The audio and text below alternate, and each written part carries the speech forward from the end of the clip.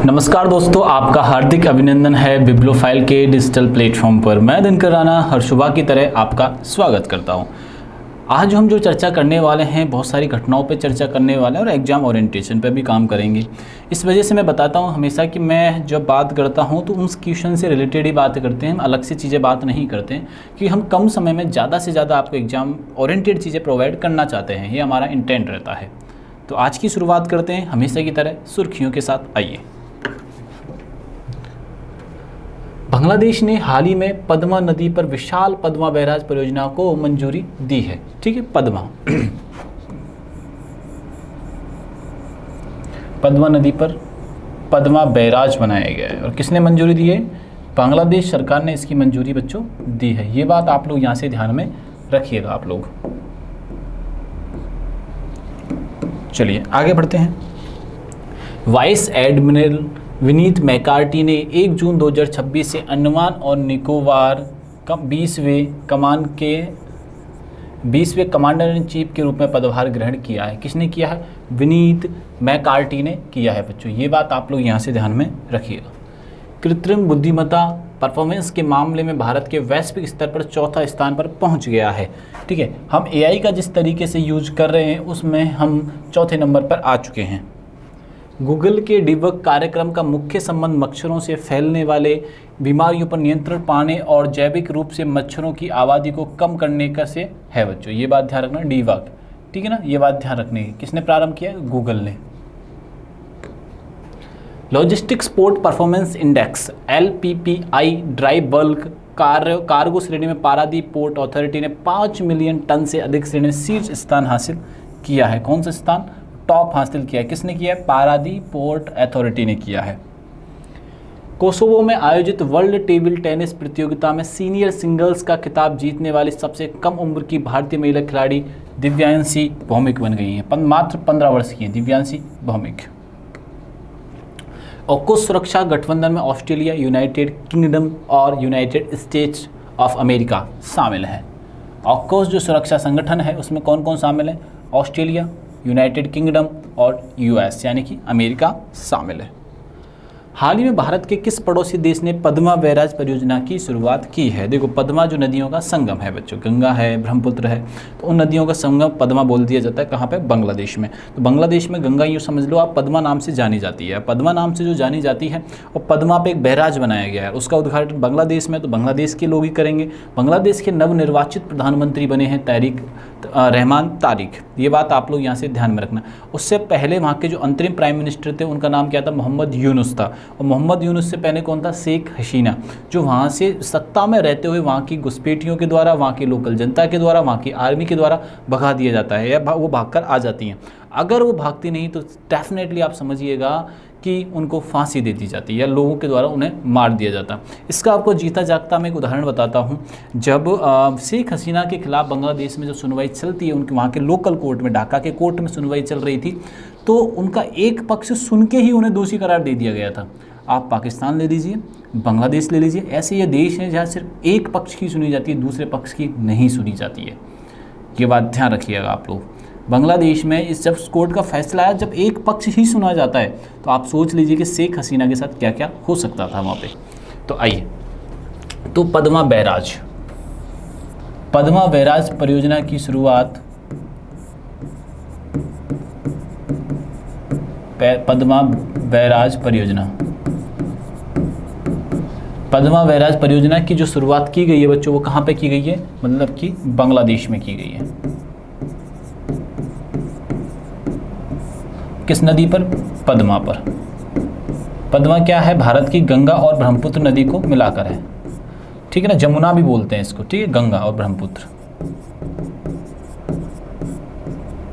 भारत की सबसे लंबी नदी है। ये भारत में बहती, भारत की सबसे लंबी नदी है, सबसे लंबी नदी है। ठीक है ना, ध्यान रखिएगा। अब बात करते हैं बांग्लादेश के बारे में। बांग्लादेश की जो राजधानी है, कैपिटल जो है वो क्या है? ढाका। बांग्लादेश की राजधानी क्या है? तो बांग्लादेश की राजधानी है ढाका।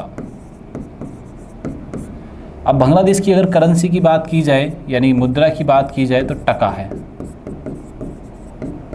मुद्रा क्या है बच्चों? टका है।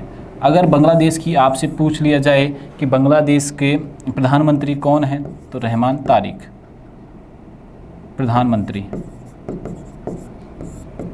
तारिक रहमान बोल लो आप, तारिक रहमान है। ठीक है, इनसे पहले जो आंतरिक सरकार के प्रधानमंत्री थे, आंतरिक प्रधानमंत्री, इंटरिम प्राइम मिनिस्टर बोला जाता है उन्हें, इनसे पहले कौन थे? मोहम्मद यूनुस। जो बांग्लादेश में हमें जो अल्पसंख्यक हैं उनके खिलाफ बहुत सारी हिंसात्मक चीज़ें देखने को मिली, उसमें सबसे बड़ा हाथ किसका था? मोहम्मद यूनुस का था। मोहम्मद यूनुस से पहले प्रधानमंत्री कौन थी वहाँ पे? वो थी शेख हसीना। शेख हसीना के जो फादर हैं वो है मुजीबुर रहमान। मुजीबुर रहमान बांग्लादेश के पिता कहे जाते हैं, जैसे गांधी जी कहे जाते हैं हमारे देश के, बांग्लादेश के पिता कहे जाते हैं कौन? मुजीबुर रहमान। तो ये सारी बातें आपको यहाँ से याद रखनी है बच्चों। तो हमारा आंसर क्या हो जाएगा? बांग्लादेश। भारत की सर्वाधिक सीमा बांग्लादेश से लगती है। भारत की इंटरनेशनल भारत की सर्वाधिक सीमा बांग्लादेश से लगती है। ये बात आप लोग यहाँ से ध्यान में रखिएगा, ठीक है ना। चलो आगे बढ़ते हैं। बांग्लादेश ने हाल ही में पद्मा बैराज परियोजना की शुरुआत कर दी है। किसने की है? बांग्लादेश ने की है। यहाँ परियोजना पद्मा नदी पर विकसित की जाएगी। इसका उद्देश्य सिंचाई, जल प्रबंधन और बिजली उत्पादन को बढ़ावा देना है। अब बांग्लादेश की महत्वपूर्ण अवसंरचना परियोजनाओं में से एक है। राजधानी क्या है यहाँ की? ठीक है, तो ढाका है। राजधानी क्या है इसकी? ढाका है। टका यहाँ की मुद्रा है। और मोहम्मद यूनुस आंतरिक सलाहकार थे, आंतरिक प्राइम मिनिस्टर थे। अब रहमान तारिक हो चुके हैं। ठीक है, तारिक रहमान, ये बात ध्यान रखना। भारत और बांग्लादेश की लंबी स्थलीय सीमा है। पद्मा नदी गंगा नदी का शाखा मानी जाती है। किसकी शाखा मानी जाती है? गंगा नदी की शाखा मानी जाती है। हाल ही में अंडमान और निकोबार कमान के 20वें कमांडर इन चीफ का कार्यभार किसने संभाला है? अंडमान एंड निकोबार का यहाँ का चीफ ऑफ कमांडर, 20वें चीफ ऑफ कमांडर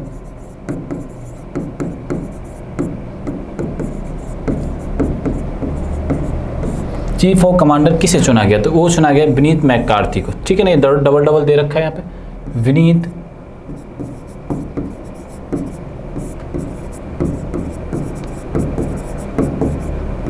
मैकार्थी। किसे चुना गया है? तो विनीत मैकार्थी को चुना गया। बच्चों वॉइस क्लियर है ना?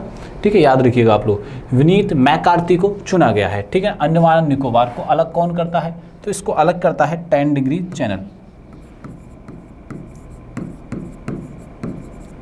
चैनल के द्वारा अलग किया जाता है। और इसकी सबसे ऊंची हाईएस्ट पीक है सैडल पीक। हाईएस्ट पीक कौन सी है बच्चों? सैडल पीक है। ये बात आप लोग यहाँ से ध्यान में रखिएगा। कौन सी पीक है? सैडल पीक है। ये बात यहाँ से याद रखनी है। ठीक है, तो हमारा आंसर क्या कर देंगे यहाँ से? विनीत मैकार्थी को आंसर हमारा हो जाएगा। विनीत मैकार्थी अंडमान और निकोबार कमान के 20वें कमांडर बने हैं। अंडमान निकोबार भारत की एकमात्र त्रिसेवा कमान है। ठीक है जी, जिसमें थल सेना, नौसेना, वायुसेना संयुक्त रूप से कार्य करती हैं। इसका मुख्यालय पोर्ट ब्लेयर में है और इसकी राजधानी भी पोर्ट ब्लेयर ही है। इसका मुख्यालय पोर्ट ब्लेयर। अंडमान निकोबार की जो कैपिटल है वो कौन सी है? पोर्ट ब्लेयर ही है।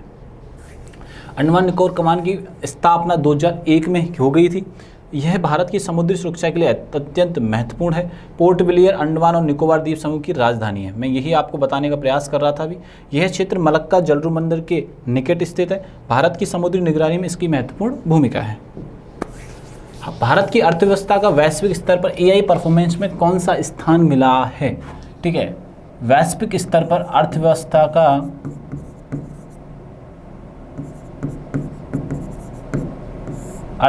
का एआई स्तर पर स्थान पूछा जा रहा है। ठीक है, जैसे मैं आपसे बात पूछ दिया जाए, पहला बताइए, दूसरा बताइए, तो पहले नंबर पे आता है यूएस, अमेरिका। कौन आता है बच्चों? तो अमेरिका आता है। ठीक है ना, और दूसरे नंबर पे आता है चाइना यानी कि चीन। तो हमारे देश का नाम आता है चौथे स्थान पर।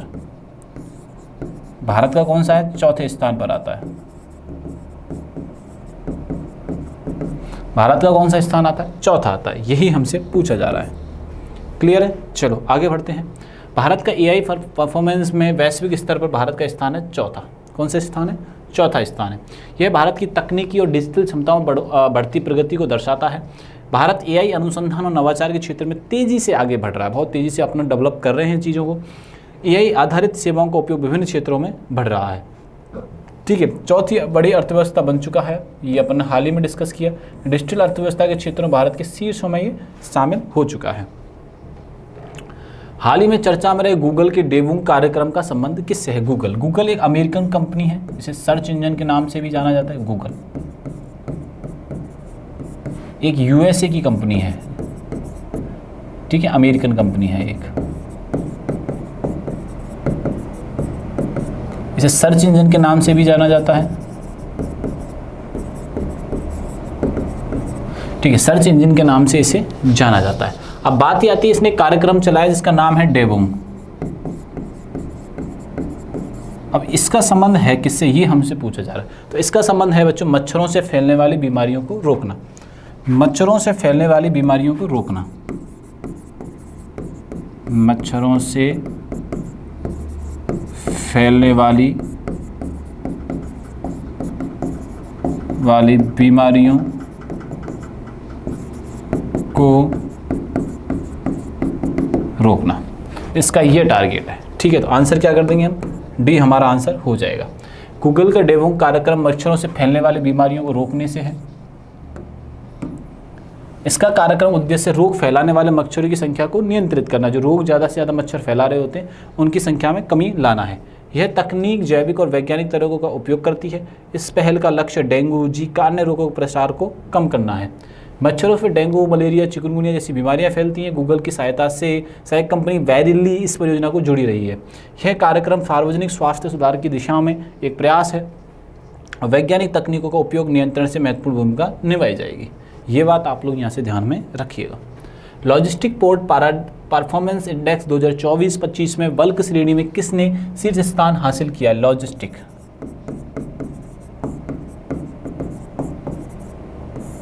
लॉजिस्टिक पोर्ट परफॉर्मेंस,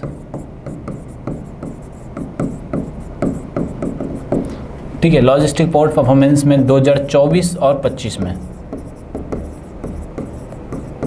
शीर्ष स्थान पूछा जा रहा है, ठीक है ना, और ड्राई बल्क। तो शीर्ष स्थान पे कौन रहा है बच्चों, तो पारादीप पोर्ट रहा है। कौन सा पोर्ट रहा है, पारादीप पोर्ट रहा है बच्चों। कौन सा पोर्ट रहा है, ये बात ध्यान रखना, पारादीप पोर्ट अथॉरिटी रहा है। ये बात अपने को यहाँ से याद रखनी है। लॉजिस्टिक पोर्ट परफॉर्मेंस इंडेक्स 2024-25 में पारादीप अथॉरिटी टॉप पे रहा है। यह उपलब्धि पोर्ट की परिचालन क्षमता को दर्शाती है। पारादीप पोर्ट भारत के प्रमुख बंदरगाहों में से एक है और ये बल्क कार्गो हैंडलिंग से महत्वपूर्ण भूमिका निभाता है। ठीक है, पारादीप पोर्ट है कहाँ पर, ओडिशा। ओडिशा की राजधानी साथ साथ याद रख लीजिएगा, भुवनेश्वर है। यहाँ के जो सीएम है वो कौन है, मोहन चरण मांझी जी। मोहन चरण मांझी जी, ये बात आप लोग यहाँ से ध्यान में रखिएगा। लॉजिस्टिक पोर्ट परफॉर्मेंस इंडेक्स बंदरगाह की दक्षता का मूल्यांकन करता है। ठीक है, भारत समुद्री व्यापार आर्थिक विकास में महत्वपूर्ण योगदान करता है और बंदरगाह अवसंरचना में सुधार से लॉजिस्टिक लागत कम होती है। हाल ही में कोसोवो वर्ल्ड टेबल टेनिस प्रतियोगिता में सीनियर सिंगल्स का खिताब जीतने वाली सबसे कम उम्र की भारतीय महिला खिलाड़ी कौन है।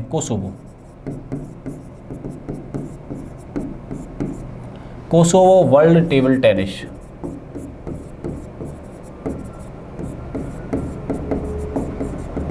अभी हुआ है सिंगल्स।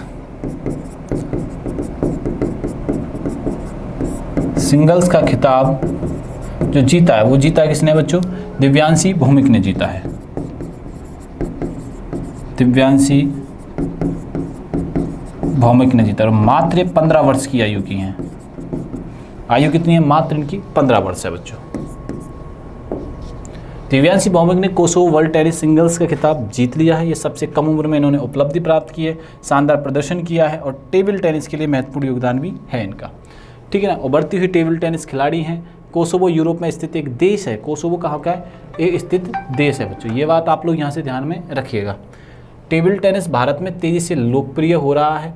भारतीय खिलाड़ियों का अंतर्राष्ट्रीय प्रतियोगिता में प्रदर्शन लगातार बेहतर हो रहा है। युवा खिलाड़ियों की सफलता भारत के खेल भविष्य को मजबूत बनाने के लिए किया जा रहा है कार्यक्रम। हाल ही में ओकोस सुरक्षा गठन में underwater drone program launch किया है। ओकोस में शामिल देश कौन से हैं? देखो, ओकोस एक क्या है, एक प्रोग्राम चलाया जा रहा है। ओकोस एक कार्यक्रम चलाया जा रहा है। ये कहाँ है? अंडर वाटर है बच्चों, अंडर वाटर ड्रोन प्रोग्राम है, ठीक है। अंडर वाटर क्या है? एक ड्रोन प्रोग्राम है ओकस। तो इसमें कौन कौन से अलायंसेस क्या है, कौन कौन देश इसमें शामिल हैं? तो आप ध्यान रखना, ऑस्ट्रेलिया शामिल है, ऑस्ट्रेलिया के अलावा यूएसए शामिल है और यूके शामिल है। ये 3 देश शामिल है बच्चों, ऑस्ट्रेलिया, यूएसए और यूके, ठीक है। ये बात ध्यान रखिएगा आप लोग। तो ऑस्ट्रेलिया, यूके, यूएसए इसमें शामिल है। ऑस्ट्रेलिया, ठीक है। ऑस्ट्रेलिया के बारे में ध्यान रखना है कि ऑस्ट्रेलिया में 2032 के ओलंपिक्स होंगे ब्रिस्बेन में। 2030 के 2028 के जो ओलंपिक होंगे वो अमेरिका में होंगे, एलए में होंगे, ठीक है। ये बात ध्यान रखना। और यूके की कैपिटल क्या है? लंदन है, ठीक है। ये बात आप लोग यहाँ से ध्यान में रखिएगा। ओकस सुरक्षा गठबंधन में ऑस्ट्रेलिया, यूनाइटेड किंगडम और संयुक्त राज्य अमेरिका शामिल हैं। हाल ही में इस गठबंधन ने underwater drone program launch किया है। इस कार्यक्रम का उद्देश्य समुद्री सुरक्षा निगरानी को मजबूत करना है। यह हिंद प्रशांत क्षेत्र में रणनीतिगत सहयोग को बढ़ावा देता है।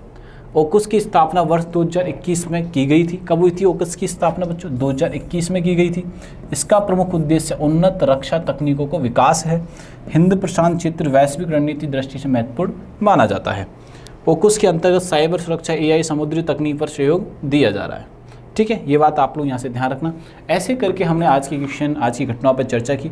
वीडियो अच्छा लगे तो बच्चों दोस्तों को ज़्यादा से ज़्यादा शेयर करिएगा और ये सभी जानकारी आपको टेलीग्राम पर मिलने वाली है। तब तक के लिए थैंक यू, धन्यवाद।